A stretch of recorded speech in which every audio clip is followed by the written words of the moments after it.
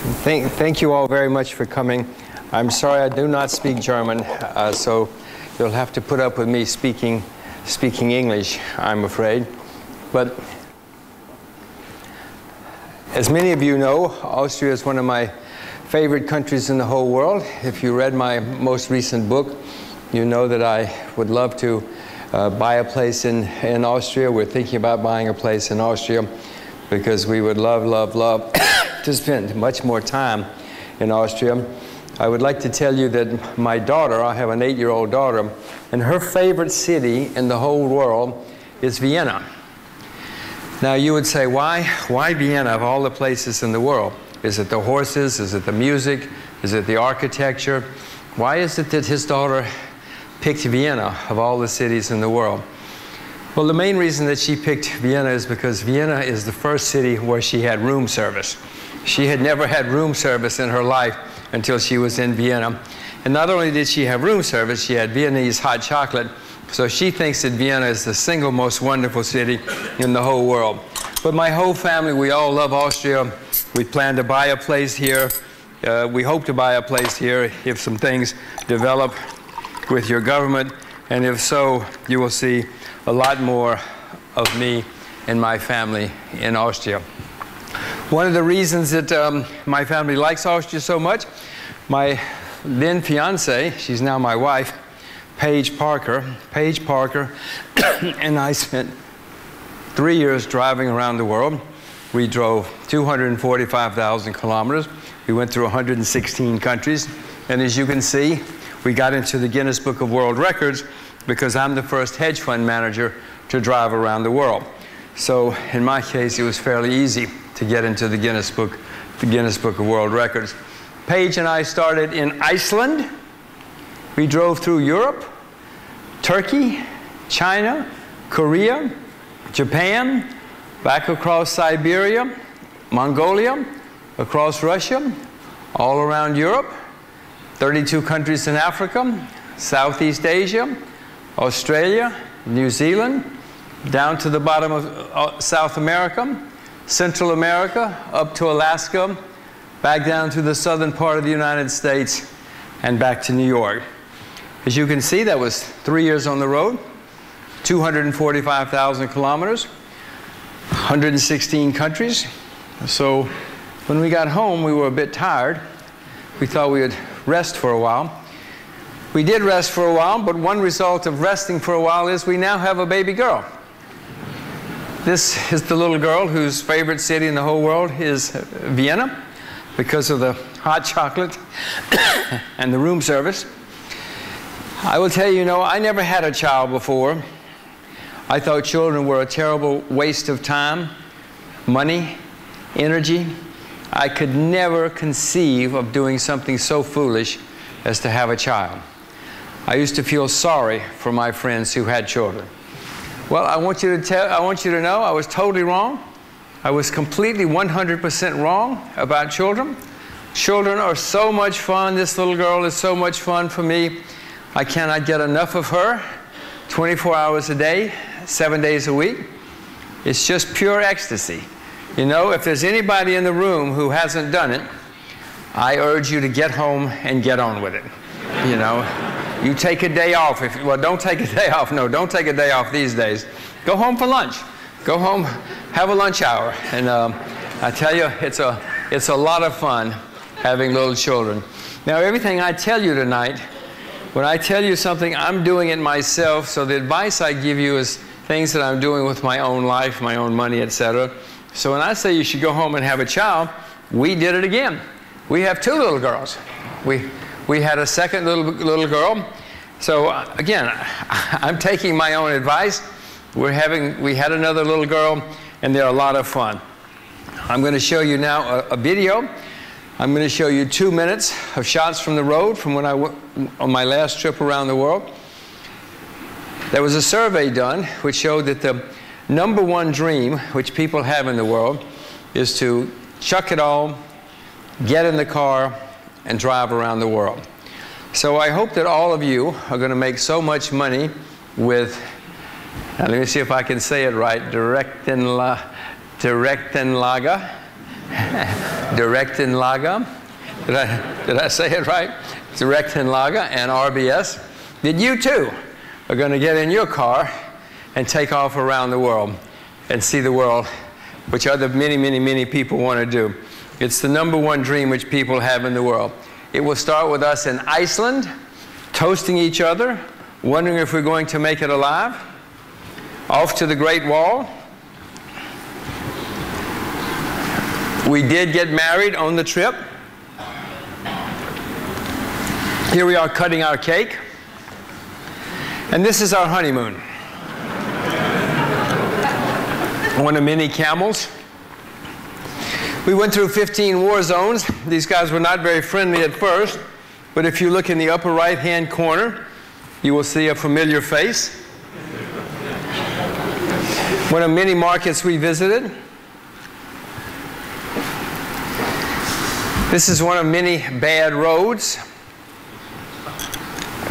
A sad time. We went to an AIDS orphanage in South Africa.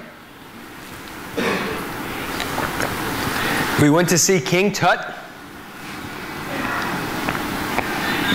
Whenever we could, we stopped at schools because I'm very keen on education. Everybody wanted their picture made. Myanmar, which used to be called Burma.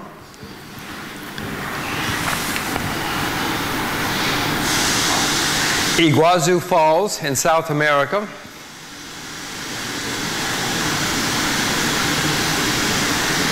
This is the bane of my existence. This is bureaucracy, red tape, regulations. This is the black market. It's a much higher class of people. And when we got back to the US, we kept going.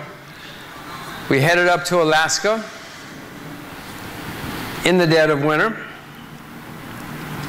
And when we got back to New York, our first stop was the World Trade Center. That had blown up while we were gone. Now, let's go around the world again.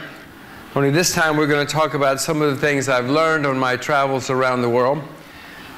I went around the world once on a motorcycle, as some of you know, and then I went around the world again in a car, as you can see. So now I'll tell you how I'm living my life as a parent, as an investor, as a citizen, and then I'm going to take questions from you about anything you want to discuss. First thing we have to understand is the rise of China. Certainly it's making the press these days. People understand something is happening in China, but most people do not seem to understand the full breadth and depth of what's happening in China, including most people in China. China is the next great country in the world, whether we like it or not. The 19th century was the century of the UK. The 20th century was the century of the US. The 21st century is going to be the century of China. And there's certainly people who don't like that, but there's not much we can do about it. China, they call themselves communist in China, but let me tell you, they're among the best capitalists in the world. I know people who tell you that they are the best capitalists in the world as we speak. In China, they save and invest over 35% of their income. In America, we save 3 or 4% of our income and invest it for the future. In China, when they come to work, they don't say, how many days holiday do I get? They say, how many days can I come to work? They know how we live in the developed world. They want to live that way too. They're willing to work as hard as they have to.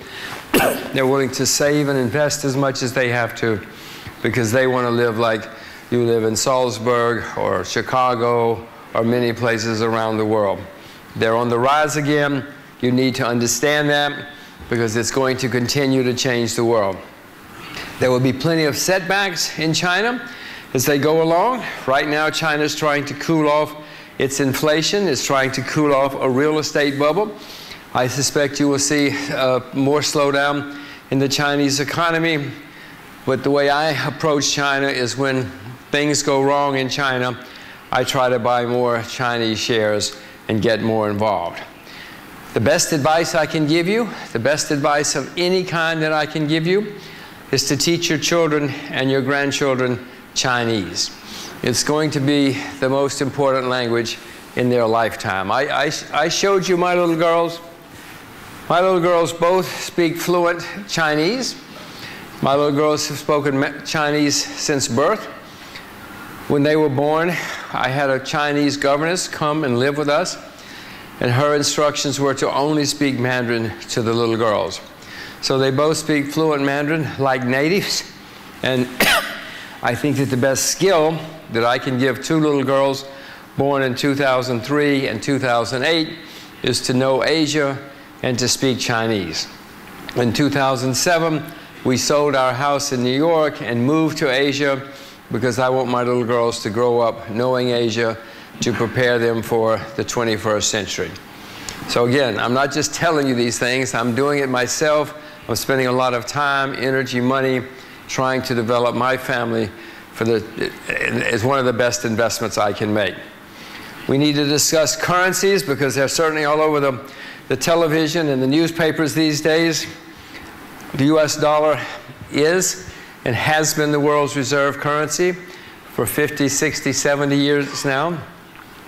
That's in the process of changing. The United States is now the largest debtor nation in the history of the world. Not just the largest debtor nation in the world, the largest debtor nation in the history of the world. And the debts are getting worse and worse in the United States.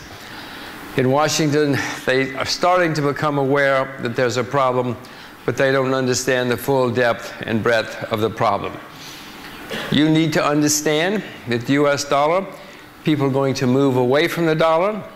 The US dollar is going to lose its status as the world's reserve currency, and as that happens, some people will make fortunes, some people will lose fortunes. The same thing happened with the pound sterling 100 years ago, 80 years ago, 70 years ago. Some people made fortunes, some people lost fortunes. So you need to understand currencies better. We're having all sorts of currency turmoil right now in the markets, as you well know. The euro, the dollar, the Swiss franc, all currencies are jumping around quite a lot. You've got to understand currencies now if you're going to survive as an investor in the 21st century. There are ways to protect yourself from currency movements.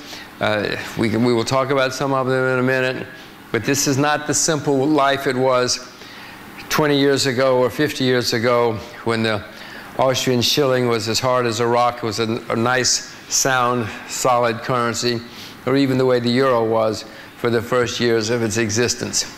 We're going to see a lot more currency turmoil.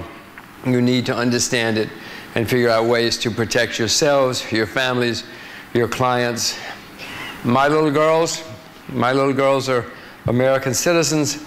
My little girls do not own do not have an American bank account. My little girls have their bank accounts in Asia and in Switzerland because they understand the problems that are facing the US dollar.